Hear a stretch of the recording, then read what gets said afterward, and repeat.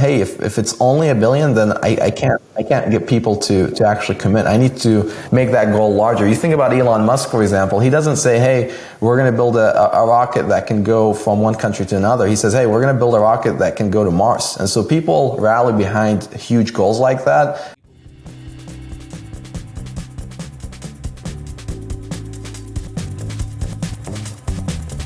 Welcome to The Path to Wealth, the show about well-being, fulfillment, and financial freedom. I'm your host, Hannes Henschel.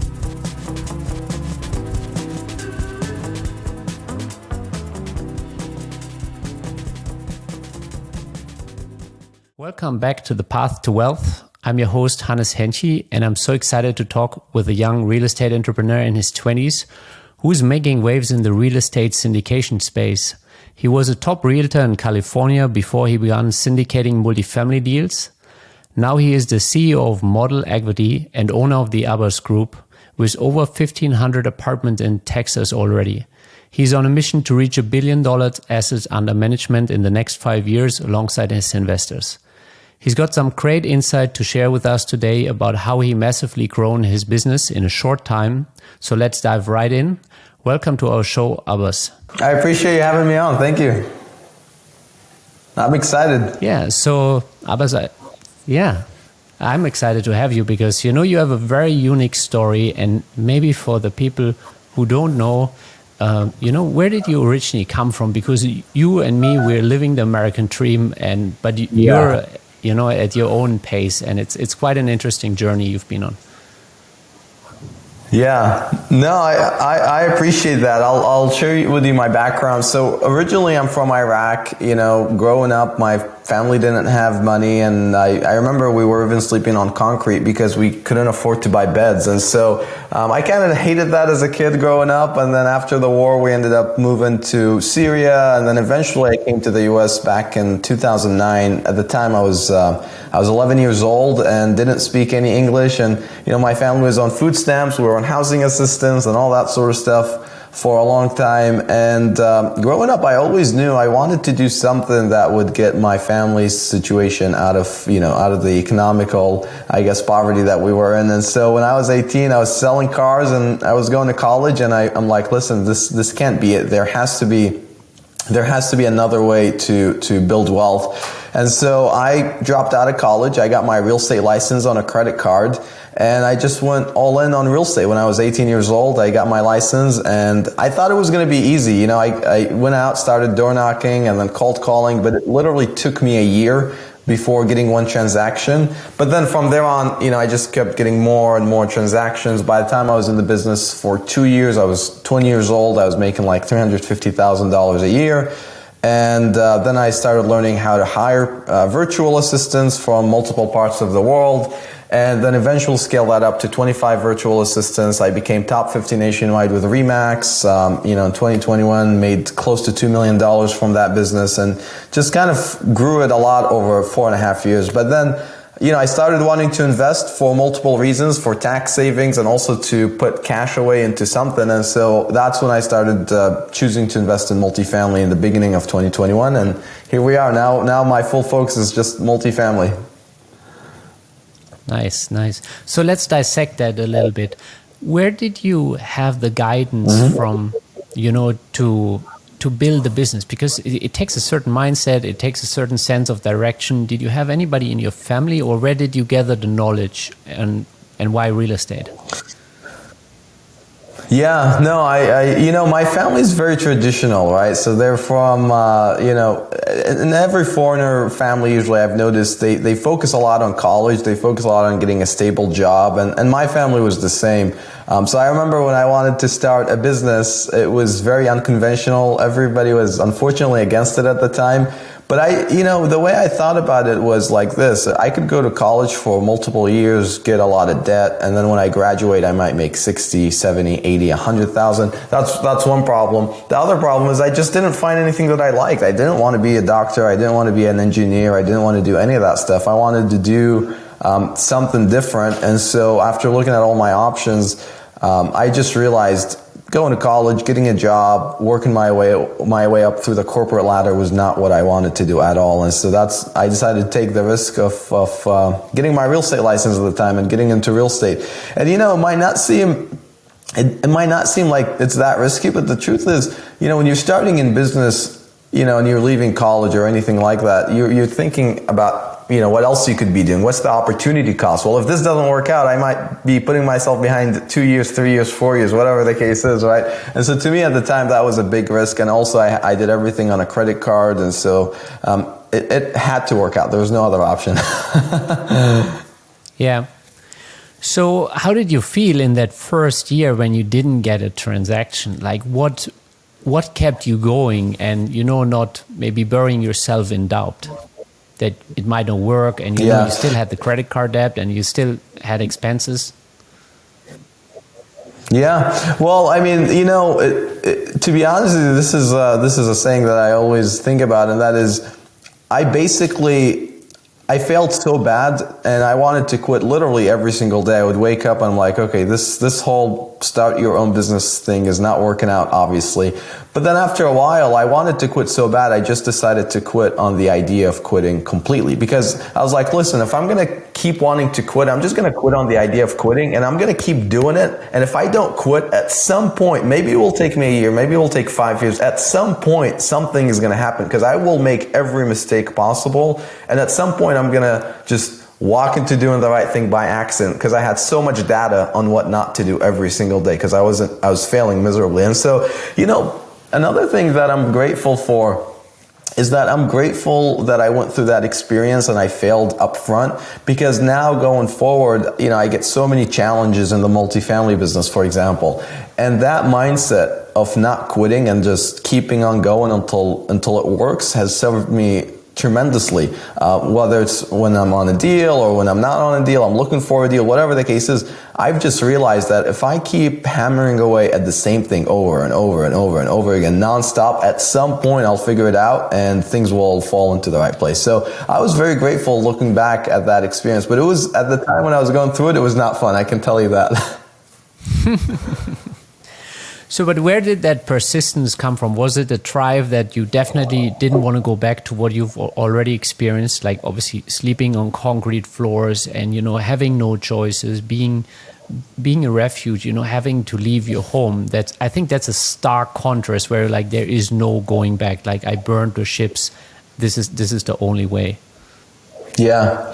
Well, you have to think about the alternatives, right? So anytime I'm making a business decision or whatever the case is, a life decision, I think about the upside and then I think about the downside of it. And when I think about the downside, for example, if I'm going forward with something, I have to realize, am I okay with the downside of that, or would I regret it later on? And one framework I think through is, when I'm 80 years old on my deathbed, what would I have wanted to have done at this moment, looking back with all my knowledge, when I'm 80 years old, with all the money I would have made, what would my 80-year-old self, who's way wiser, way smarter than I am today, what would that person tell me to do? And so I believe at that time, that person would have told me to keep going. And so that I just kept going. And there have been multiple instances since then where I asked my future self, what would that person want me to do? Because it puts me out of that situation, and it gives me a more objective understanding of what I need to accomplish in order to reach that point where when I'm 80, I'm actually proud of my accomplishment, proud of myself. But really, I mean, if I think about it, when I first got into business, I couldn't accept the downside. It was just not an acceptable thing. If I accept the downside, I would have to go back to college. I'd have to work for someone else for the rest of my life. And to me, that was a non-negotiable no. I'm not doing it. So I had to keep going. The upside was great, but really, I was more concerned about living through the downside, and I didn't want to live through the downside, which is why I kept going. Yeah. So how does your family feel about it now? Now you have, obviously, you have a certain level of success and you're able to support them in a way that, wasn't there before. I'm sure now they're proud that you kind of stood your ground and, just stood with your choice and build your own business. Yeah, I mean, now they're all happy about it. They're all, I believe they're all proud of it. And, some of my family members are getting into real estate and trying to do the same thing, which is great. I'm super supportive of them in that aspect. I think it's important to not worry about what other people think, and I have a lot of respect for my family. I'm always supportive of them. But at the end of the day, the only person's opinion that matters about my life is my own opinion, because, nobody's going to live your life through you. And so you have to just understand that you have to be okay with all the positives. You have to be okay with all the negatives, and really anybody else's opinion, to me, this doesn't matter, to be honest with you. Some things matter, but most of the time it just, I just focus on what I think. And so I just disregard whether people are happy about it, or they're not happy about it. I disregard both, because if you focus on people being happy about what you decide to do, you will tend to do more of those things, which I don't want to do. I want to do more of the things that actually matter to me. And so I just disregard both the positives of that and the negatives. Yeah, and just do your own thing. So at what stage did you realize the power of building processes? And you already said it, you have a larger team of VAs. At what stage did you realize the power of working with VAs, and how did you go about building those processes? Yeah, sure. So I was 2 years into the business. I was making like $350,000, $400,000 a year, and I was basically working like an animal. I was doing 16 hours a day, 15 hours a day, 7 days a week, nonstop. I never took holidays off. I worked through Thanksgiving. I worked through Christmas. I worked through every day. And so at some point, I started looking on the outside, and I realized that there were people that were working way less hours and accomplishing way more than what I was accomplishing. And so when I looked at that, I was young, I was 21 years old, and I realized, I'm like, look, if I ever want to build a great business, a huge business, I can't keep doing this. There has to be a better way. And so what I started doing is I started analyzing multiple bigger businesses. Like, you think about Costco, you think about Coca-Cola, McDonald's, whatever, they all have a few things in common. Number one is they all have employees, they all have systems, and then they all have data. And I realized in my business I had nothing. Everything was just based on my work. Everything was based on my gut instinct on what decisions I want to make. And I did have some data, but it wasn't really as comprehensive as it should be. And so at that point, I realized I have to set up systems. And then once I set up systems, I have to put people in that could work through these systems. And then based on the data that we get from all of that, then we can make decisions about how we want to progress going forward. And so what I did is, when I first started, wanting to hire people, is I actually just eliminated a lot of things from my business. I realized at the time there were so many complexities in the business that made it harder than it should be. So I literally cut down about 50-60% of my business, and we actually lost income at the time. I started making less money for the first few months because there were things that I was doing that actually made us money, but I cut them down because I realized the time cost was way too high, similar to like the 80-20 rule that you might hear about. And so I cut down a bunch of things.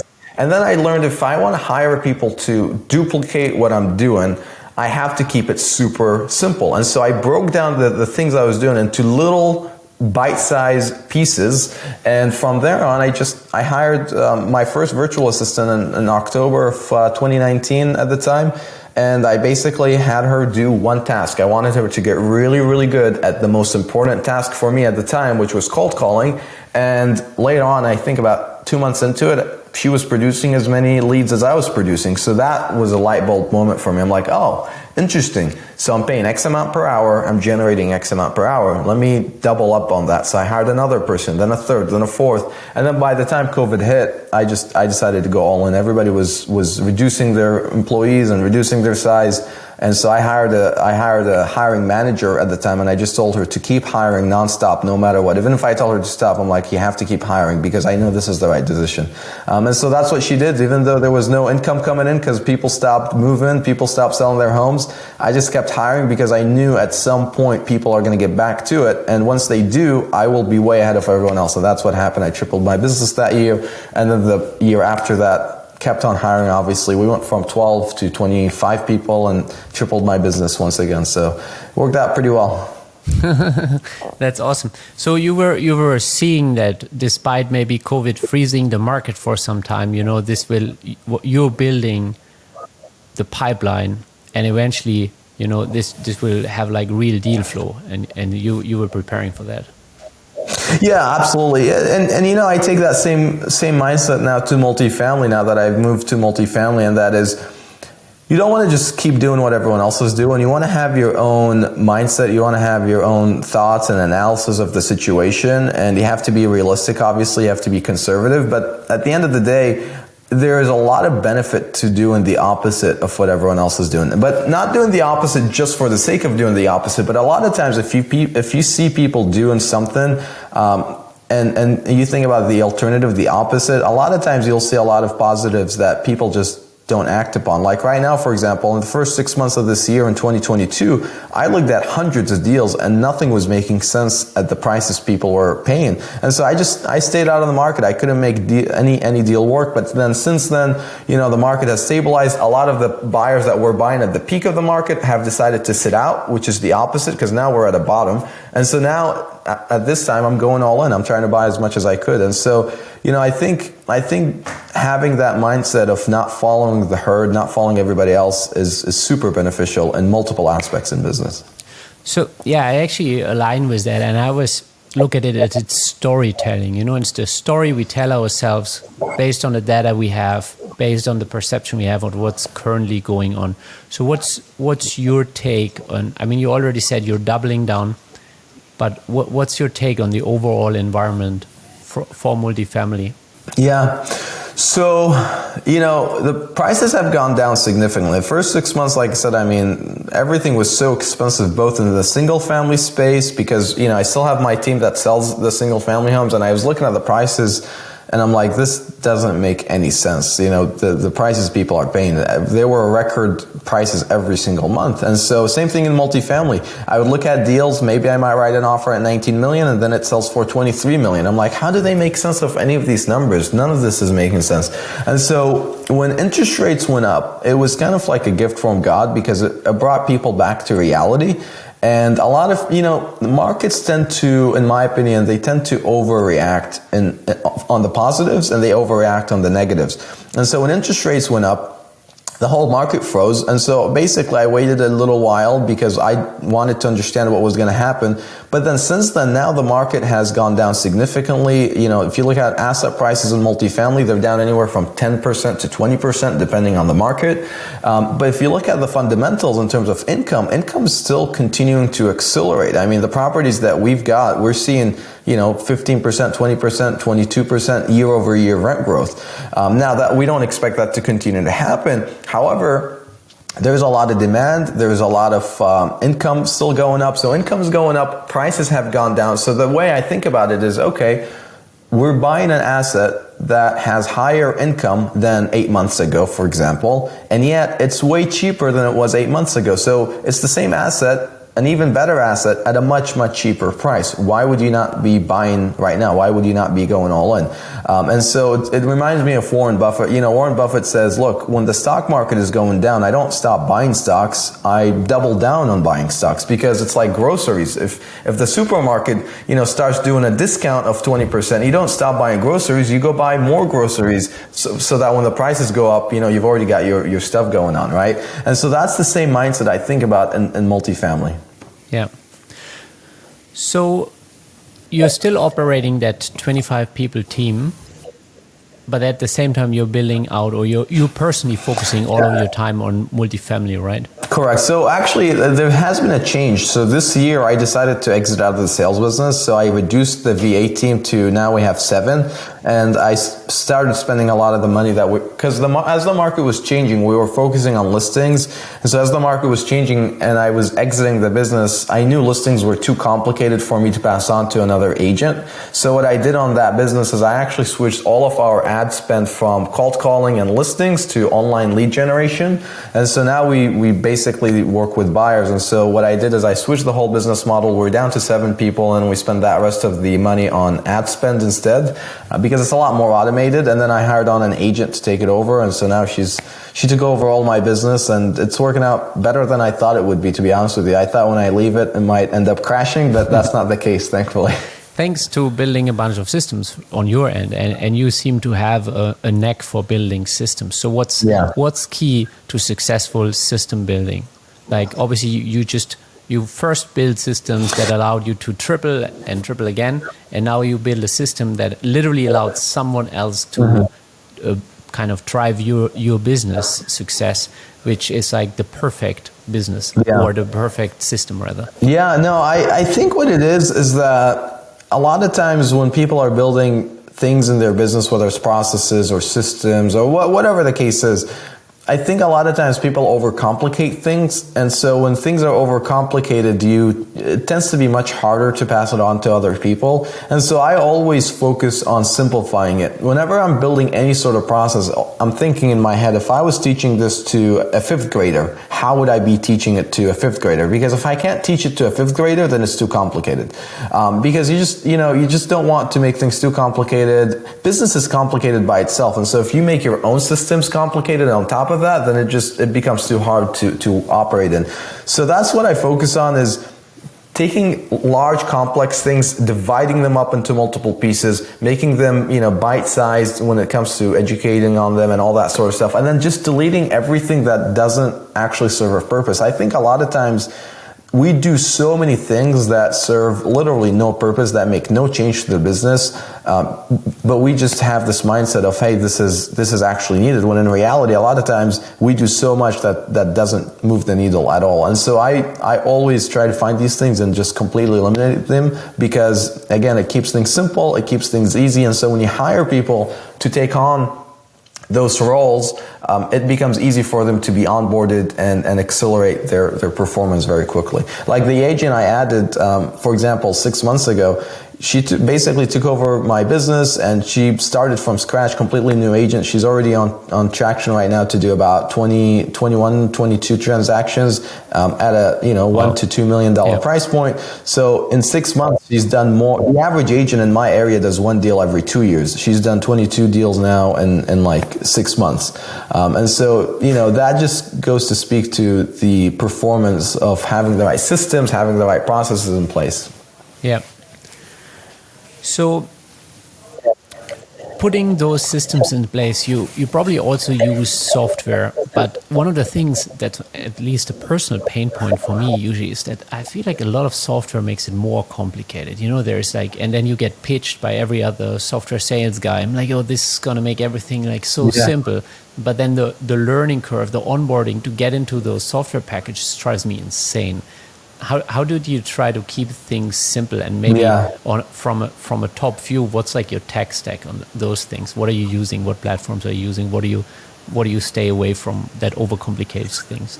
Yeah, I think, when it comes to software, I think a lot of times, like you said, it overcomplicates things. The thing about choosing, for example, like let's say a CRM, with these type of programs, they're very sticky, meaning once you get into a certain CRM, it's very, very difficult to get out of it. And so I spend a lot of time doing research on multiple different ones, and then I sign up on multiple different ones at the same time. I don't mind paying for multiple programs, because I want to test out all these different programs before I commit to one of them.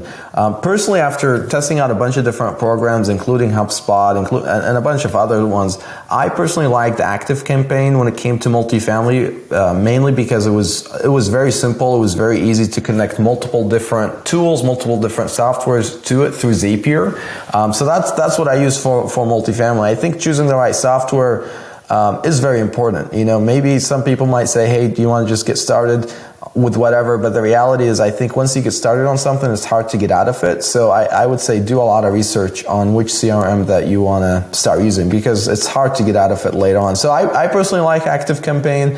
And then when it comes to fundraising, we use Cashflow Portal. Again, super simple program, very nice, very easy to set up. So those are the two main ones that we use. Yeah, shout out to Perry. Yep, Perry. Yeah, he's a great guy. So now focusing on multifamily, where do you plan to take it? I mean, you've already you've hit the market, with yourself. You hit the ground running. What's the future for Model Equity? Where you're taking this part of your business? Yeah, so we'll be ending the year at 52 million roughly in assets under management. My target is to get us to 150 by the end of next year, and then to get us to $1 billion by the end of 2027. But what's interesting? So now I'm focused on hiring people, so I have a few job ads up, and one of the people I actually interviewed to hire looked at those goals and he's like, dude, that's too small. If I come in to work with you and all we accomplish is $100 million, people will think that I'm doing a part-time job. Like, we need to set those goals even higher in order for me to be able to work with you. And so, my focus has shifted. Back in the day, I used to focus a lot on hiring virtual assistants, where I basically teach them everything that I want them to do. And so for me to grow the business, I always had to go out, learn the skill, and then simplify the skill and teach it to somebody else, right? A VA. Going forward, that has changed. I still have VAs and I still plan to have VAs because you need people to do basic things, right? But I'm also focusing a lot on hiring people that know more than me and whatever I'm hiring them for. And so, for example, like when it comes to fundraising, I could go and build a lot of relationships. I could try to figure out fundraising from scratch, or I can go hire someone that's been fundraising for decades and have them bring, their systems, their processes, their relationships into place. And so going forward, that's my focus, is to hire people that have already done the things I want to do. And it's interesting when I talk to people of that caliber, it shows me that, I'm thinking too small. And I think sometimes, hey, $1 billion is ambitious, but then I realize when I talk to people like that, hey, if it's only $1 billion, then I can't get people to actually commit. I need to make that goal larger. You think about Elon Musk, for example. He doesn't say, hey, we're going to build a rocket that can go from one country to another. He says, hey, we're going to build a rocket that can go to Mars. And so people rally behind huge goals like that. And the goal is so big, it could fit multiple people in it. And so it just makes me realize I need to up my goals, and for me to be able to continue to hire people that are smarter than me in the things I want to hire them for. A line of thought the other day where I feel like in my company. It's true. And I think a lot of times we understand that, but we don't act upon it. And I want to make sure that I do. So I'm setting a goal of, hey, every transaction we close, I want to hire, a person in a certain department that can take us to the next level, because there's so much complexity in this business. I can't learn it all. I can't do it all by myself. It takes way too long. And so that's my focus, is going forward, is to just hire people that have accomplished what I want to accomplish. Yeah, definitely. And it really cuts the timeline, and you don't need to know everything in order to make the system work. You just need to know how to put the pieces together and have that beautifully well-oiled machine. And you seem to have a track record of putting that together.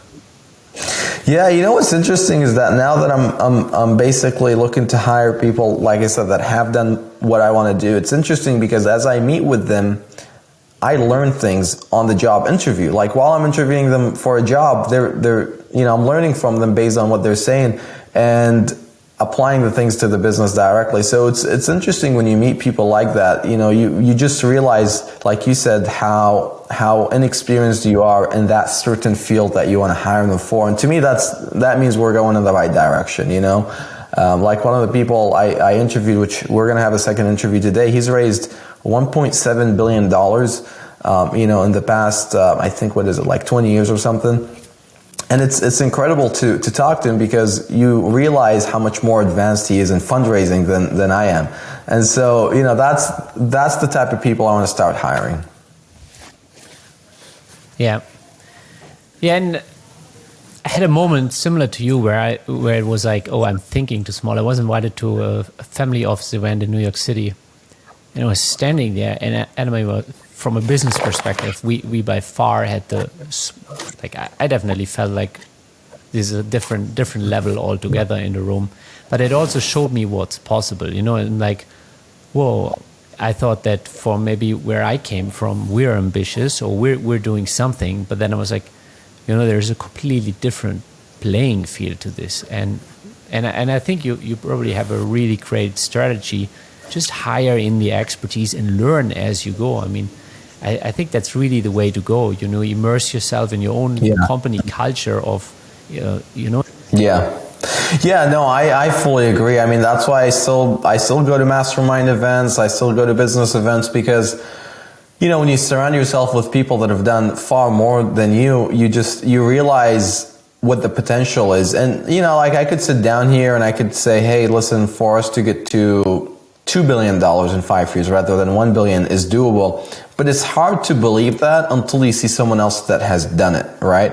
Once you see yourself sitting with someone or talking to someone that has done it, it makes it far more believable, and it puts that into perspective. You know, I think a lot of times as well, we set the wrong target in mind because we don't realize what's possible. Like right now, I'm reading a book by Sam Zell. He's a real estate icon, and it's interesting to hear his story and his book.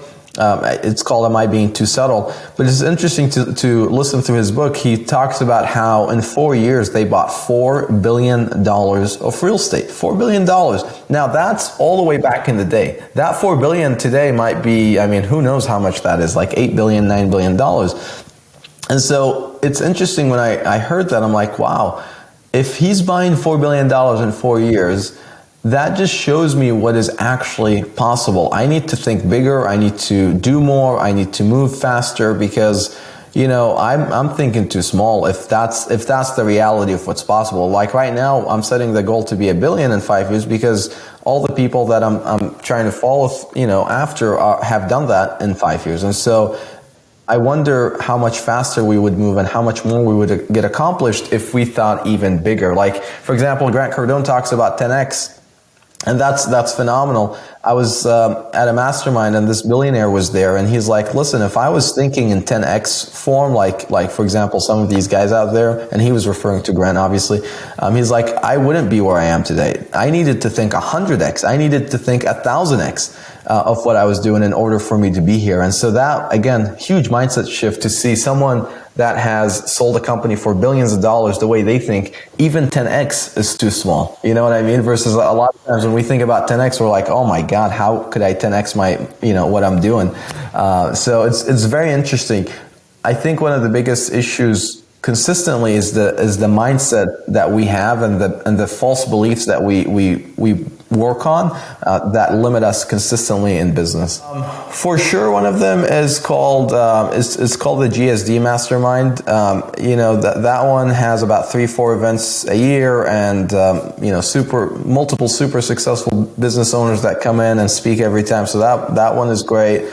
I really like Brad's mastermind as well. The you know, millionaire multi-family mastermind, I believe it's called.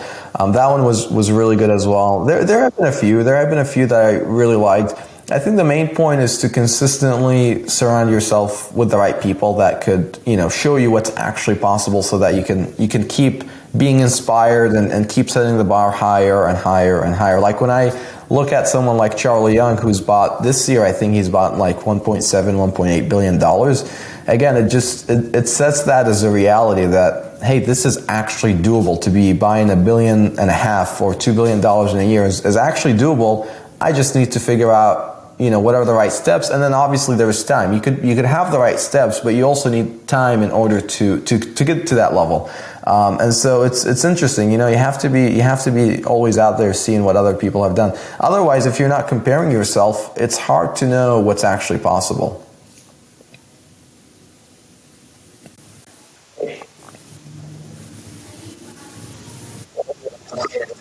Oh, I said, if you're not constantly comparing yourself with other people and what they have done, it's hard for you to know what you could do. Because if I'm just sitting in my own house all the time, I wouldn't know that, hey, I could even be buying $1 million building, right? But then I get into, for example, the Brad Summerer group, and then I see people buying hundreds of millions, and so that sets that as a reality. And I see someone like Charlie Young who's buying billions, and then that sets that as a reality. You know, and so when it sets it as a reality, it makes it more of a believable goal that I could go after. But then also, you know, if you always compare yourself, it's there will always be a guy with a bigger stick. That's right. So where does fulfillment and happiness come in for you? Yeah, I think it really comes down, everybody's different, right? So for me, and I realize this, comparison is the thief of joy, right? Because you could always compare yourself to someone who's far better. And then there's people that are far worse, obviously, as well, unfortunately. Personally, my focus is to consistently evolve and consistently get better. You know, I think for me, when I'm at 80 years old in my deathbed, at that point, money will not matter, but achievement will matter to me. I want to go, look at my life and say, wow, in my lifetime, I've been able to accomplish this and this and this, regardless of how much money, because I think at some point it just doesn't matter anymore how much money you make. But if I can grow a company and have 1,000 employees or 10,000 employees and have, billions of dollars in their assets and help a lot of people make more money because they invest with us, I think at the end of the day, that will matter to me the most, more than anything. And so, I just want to figure out what is the maximum I could achieve as a human before I pass on to the next life. That's nice, yeah. So what are some of the, beyond the business, what are some of the causes that you care for that you might, in the future use your resources for to make a contribution? Yeah, that's a good question. I think about that a lot, actually. I plan on donating all the money I will make before I die. We're not going to take it with us. And so, I don't want to pass it on to, obviously I'll help out my family a little bit, but I don't want to pass it on to all my family, because I think that is a disservice to people, right? If you give them money too easily because they don't know how to handle it. You look at lottery winners, for example, they end up losing it all in 3 to 5 years. So personally, I want to donate everything before I die. What causes do I want to donate to? I think the causes that speak the most to me are refugees, to be honest with you, mainly because I was one. People that struggle in other countries. I think if you invest or donate $100,000 to people in the UK or whatever, or the US, I think that doesn't go as far as if you donate $100,000 to help people in Africa or the Middle East or Asia or whatever, any of these other countries where you could help far more people that are struggling, that a lot of times don't end up getting the same amount of attention. Refugees and poverty really is kind of what I want to try to help out with as much as possible before I die. Yeah, that's one of the focus that we have is one of the organizations that I like to focus on, because they're usually first responders, like wherever shit hits the fan, rescue.org, they're first responders, so they get monthly checks from us. And wow. There's a second organization that we like to support. They are in Africa and India, and they educate young females, because smart women don't get married to stupid men usually, and that really empowers them and usually takes care of the kids and the family in a better way than uneducated women. So that's two of the things we care for and where our money is flowing on a regular basis. So what are you already mentioned your goals for the next couple of years. What are your personal goals, or do you spend all your time on the business? Yeah, I'm trying to spend more time with family, to be honest with you. I've realized that at some point, my family will pass on, and so I want to make sure that I can spend as much time with them as possible before I die. It's funny, actually, I had this dream, I think it was about a year ago, and I used to be so focused on business, I spent barely any time on family, barely any time on anything else, and then I had this dream where my dad died, and then in the dream I was regretting it so much, and I was just wishing that I could go back in time to change that. And then I woke up and I was like, wait, was that a dream? I can't think straight. So I called my dad in the middle of the night, and he was okay, obviously. And then, I started seeing him more, and I went back to normal. I started spending a lot of time on business and stopped seeing family. And then I had literally the exact same dream, like 2-3 weeks later, where he died, and I was regretting it so much. And so when I woke up, I'm like, listen, this has to change. I'm not going to let this happen again. Because now, for me to see that same dream 2 times in a row was not something that I wanted to see a third time. And so since then, I spent a lot of time with family, to be honest with you. But besides family, if I'm not with family, I'm working. I don't really have any personal goals. All my goals tend to be business oriented, because when I improve in business, I improve personally as well, right? They go hand in hand. The business will only go as far as I personally improve, and so by focusing on the business, I realize the bottlenecks that I personally have, and so it basically goes hand in hand for me. So, and I enjoy business. I think sometimes when people see how much I work, they might think, hey, you're not taking any time off, you're not enjoying life. But the reality is I actually enjoy this more than I would enjoy a vacation. So I prefer being in the office. I prefer working. I prefer solving problems. Yeah. I can relate to that to some degree. Sometimes my friends, they're like, you got to relax. You got to take the foot off the gas. And I'm like, I really love doing this. Like, why would I not fly to Dallas or somewhere to go for a 3-day conference that uplifts me and I meet amazing people like you, and everybody is growth oriented. Everybody wants to bring out the best in themselves and each other. Like, that doesn't sound like work to me. Right. No, I mean, and you relax and do what? I mean, I've been on trips where it's like, I'm on a boat with friends and all that stuff. And it's like, after 2-3 hours, 4 hours, you're like, okay, well, what now? Like, are we going to keep doing this for multiple days now? I mean, like, this is not really, it's fun. It's fun if you do it every once in a while. But at the end of the day, really, the thing that's fun the most, to me at least, is business, because I get challenged. I have to think, I have to plan. And to me, that's way more fun than just sitting on a boat and waiting for the day to pass by. Yeah, definitely. So, but always keep that dream in mind. You had it twice now. One day, that's unfortunately, all of us will expire. So you make sure you spend plenty of time with your dad. Doesn't need to be on the boat like that, but that's right. Right now I'm in Germany to spend a couple months with my family, and I'm trying to make a point before I go back into the business mode, the way that you and me appreciate it, to give them a lot of my time and experience. That's awesome. That with them. It's very important. I learned that from Jesse Itzler. He said the way he thinks about life is, how many more experiences do I have with my family before my dad dies or before my mom dies? Like, is it going to be 200 more experiences, or am I going to double the time and have it be 400 experiences? Like, what am I okay with? And so that's how I think about things nowadays, because if I see them once a weekend, then I'll have, say 200 experiences if somebody dies by 60 years old or 80 years old, whatever the case is. And so I want to maximize how many experiences happen, because at the end of the day, we'll all die at some point. It's going to happen, so I want to make sure I don't regret it when it does. Yeah, that's a deep one. We all expire eventually. We all die.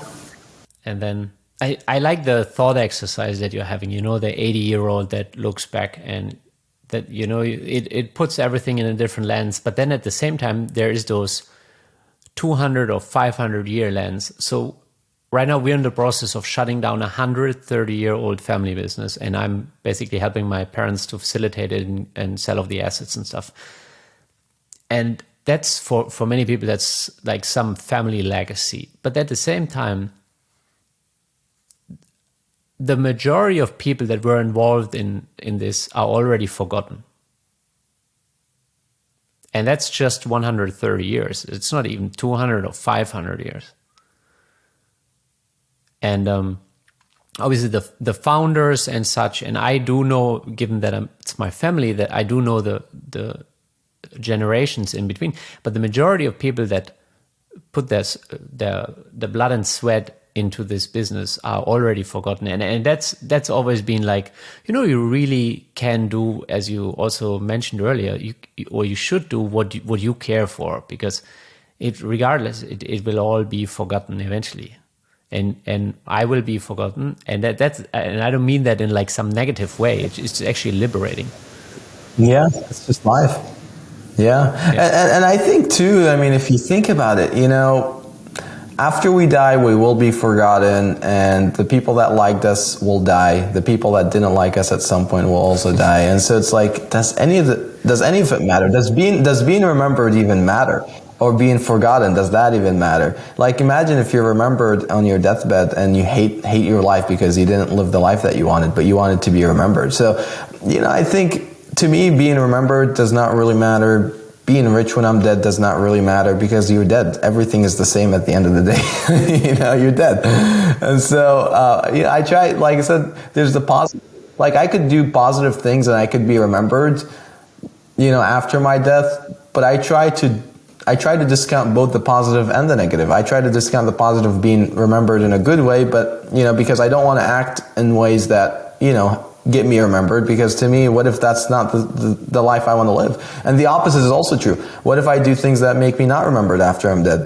Does it matter? It doesn't really matter anyway, so I focus on just doing what I want to do, so that way by the time I'm 80 on my deathbed, I've accomplished the most I want to accomplish, and I could look back and say, man, I've lived a good life. I'm ready to go on. I don't regret dying right now. One of my biggest fears is when I'm 80 years old on my deathbed, thinking back, God, I wish I could go back in time and change the way I live, because I'm not ready to die yet. There's still more I want to do. I think it was Ed Milet last time I was in Dallas, who also said that the worst that he could picture when he dies is that he meets the man he could be, that he could have been. And that it's basically nothing like who he really became in his life. So he tries to be as close as possible to that version of himself. Yeah, I mean, God, it's a scary thought. It's a scary thought. I've heard Ed Milet say that line before, and it always hits me. Yeah. Well, Abbas, this has been super interesting, and I mean, we had a wide spectrum here. We went from VAs and team building to kind of the end of life and some life philosophy. That's right. Where can people connect with you? Where can they connect with Model Equity? I mean, you're planning to grow, and you're a person that I think people should have an eye on. You're going places. So if people want to connect with you, where can they do that? I'll say the same about you, of course, Isla. I mean, you're growing very rapidly and you're making moves, and I love seeing what you're doing. Now, if people want to connect with me, the best way is to submit a contact form on the website. Actually, if you go on our website, modelequity.com, and you go on the top right, there is a create investor account. You could make an investor account. I'll get notified, and then I'll be able to reach you at that point. That's usually the easiest way, or, you could also email me, abbas@modelequity.com. But going to the website, modelequity.com, is the easiest way. Awesome. And just for the records, this has been recorded on the Thanksgiving weekend, which gives you an idea about Abbas' work ethic. Not on Thanksgiving Day, though, but Thanksgiving weekend, yep. Yeah, that would have been slightly too much. We still have families to attend to. Last thing, real quick, I actually had a webinar scheduled that was supposed to happen yesterday on Thanksgiving Day, and then I looked at that, I'm like, geez, it's every Thursday, sure, it's Thanksgiving. Should I still hold the webinar, or should I cancel it? And then after talking to some people, they all agreed I should delay it, so we decided to delay it and not do it on Thanksgiving. Yeah. That's the outlier, and I think that's partially because we're immigrants. Like when I first came to the US over 10 years ago, Thanksgiving didn't really mean anything to me. It was like, okay, there was no emotion. It's not that I grew up with it. There was no family memory around it. Like maybe for us in Germany it would be Christmas, where I'm like, oh yeah, obviously you don't hold a webinar on Christmas Eve. Right. Yeah, no, exactly. It's not something I grew up with, but I try to celebrate a lot of the traditional celebrations and holidays that we have in the US, just to take time off. Again, for me, it's to take time off so that I could visit family, and they live 2 hours away. I see them like once a week or so. So if there's an extra opportunity to go see them, I usually tend to like to do that. Awesome. Yeah, that's lovely. Well, Abbas, thanks again. This was amazing. Thank you so much for your time. And I appreciate you having me on, man.